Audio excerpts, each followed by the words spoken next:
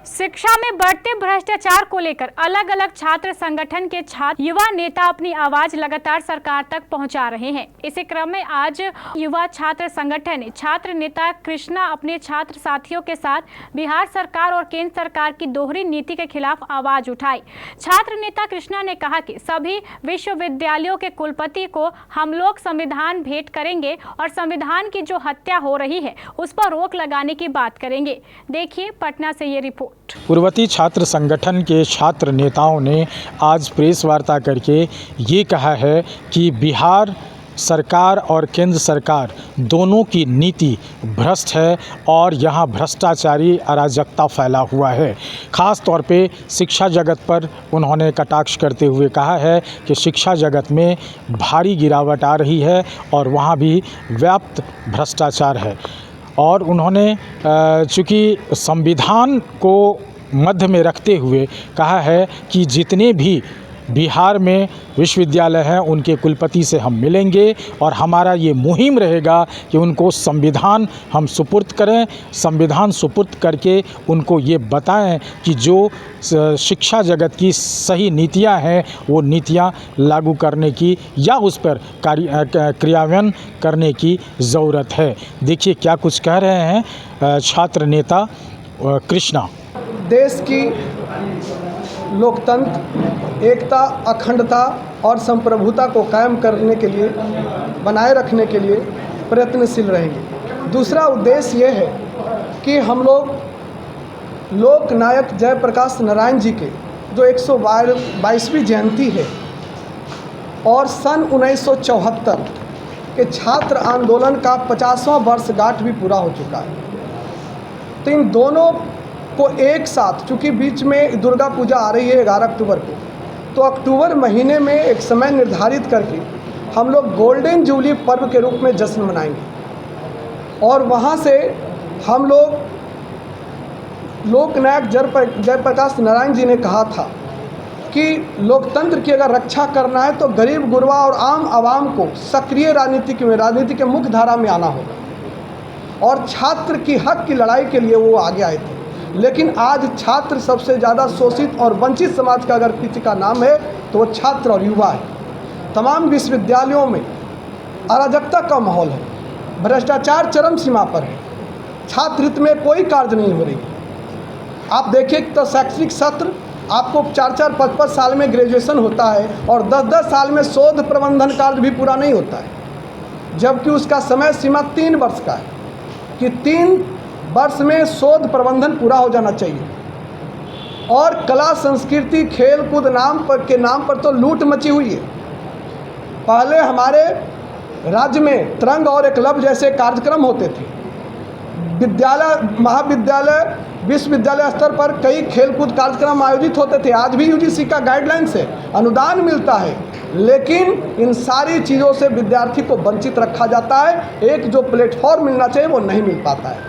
तो हम लोग उस पर मुहिम चलाएंगे और संविधान के तहत कार्य करने के लिए हम लोग तमाम विश्वविद्यालय के भाई चांसलर महोदय के पास ये संविधान लेकर के जाएंगे, उनको संविधान भेंट करके आग्रह करेंगे। और जेपी ने कहा था कि हिंसात्मक आंदोलन नहीं होना चाहिए और हम लोग उनके अनुयायी हैं और कलम के पुजारी हैं। तो हम लोग पूरी तरीके से नीतिगत और संवैधानिक कार्य करेंगे। और कानून बना हुआ है, आरटीआई है, अगर उनका भ्रष्टाचार होगा तो हम आरटीआई से डिमांड करेंगे, मांग करेंगे कि आखिर आपने किस आधार पर ये काम किया। क्या ऐसी परिस्थिति है कि आप वार्षिक खेलकूद, कला, संस्कृति जैसे अन्य स्टूडेंट वेलफेयर का कार्यक्रम क्यों नहीं आयोजित करते हैं? क्या अनुदान मिलता है या नहीं मिलता है?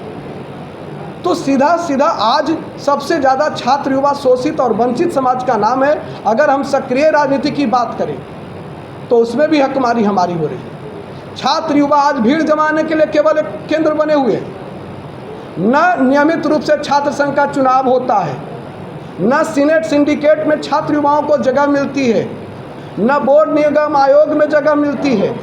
तो एमएलए एमपी थोड़ी बना रहे हैं। एमएलए एमपी तो वो बनते हैं जो वहाँ पर चाटुकारिता करते हैं। और लोकतंत्र के लिए अगर सबसे बड़ा खतरा का नाम है तो उसका नाम है नेपोटिज्म।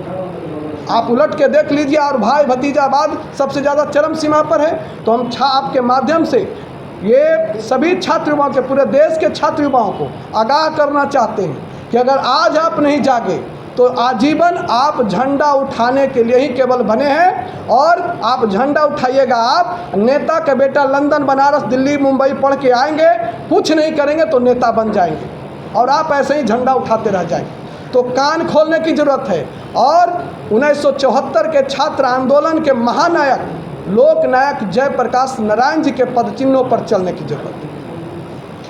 अच्छा, क्या कहेंगे छात्र के आप एक सहमति देने वाले लोग हैं, आज भी छात्रों पर लाठियाँ चली है, जो कि बीएससी के कैंडिडेट अभ्यर्थी रह चुके हैं, और सरकार से वो मांग कर रही है कि डोमिसाइल नीति को ये करें। मैं इस एजेंडे के समर्थन में हूँ, और आप अगर मेरे समाचार पत्र में इसको देखेंगे तो पूरी तरीके से निकलेगा।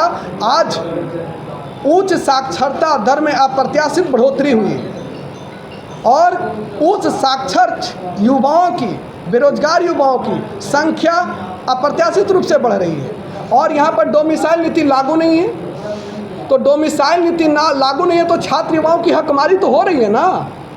आप उलट करके देखिए, मैं मांग करता हूँ आपके माध्यम से कि पिछला जो चयन हुआ असिस्टेंट प्रोफेसर से लेकर कई बहालियों में जो मार्क्स के आधार पर चयन होता है, तो आपको पता चल जाएगा कि किस प्रकार की हकमारी हो रही है। यहाँ पर 70 और 80% अंक उठाना बहुत कठिन कार्य है, लेकिन अन्य राज्यों में उठाना बहुत आसान कार्य है। तो जो मार्क्स बेसिस पर होता है उसमें तो बिहारी छात्र युवा छट जा रहे हैं। तो डोमिसाइल नीति के मैं समर्थन में हूँ। मैं मांग करता हूँ कि डोमिसाइल नीति आज समय की मांग है, और इस पर राज्य सरकार को गंभीर मुद्दे बना करके सोचने होंगे, और बिहार में डोमिसाइल नीति लागू कराना होगा। सिर्फ छात्र के लिए नहीं, आप देखिए पिछला उलट के देखिए, जो भी भाई चांसलर बाहर के आए, बिहार को लूट कर गए उस विश्वविद्यालय को। और हम कहते हैं कि बिहार जो है बुद्ध की धरती है, मोक्ष और ज्ञान की धरती है। नालंदा विश्वविद्यालय जैसे विश्वविद्यालयों को हम लोग वहाँ पर बात में रखते हैं कि यहाँ शिक्षा का एक बड़ा माहौल है। तो क्या 14-15 करोड़ की आबादी में 12 से 14 ऐसे विद्वान प्रखर नहीं मिलते जो विश्वविद्यालय चला सकते हैं? उनको वाइस चांसलर नहीं बनाया जा सकता है? आप उलट के देखिए।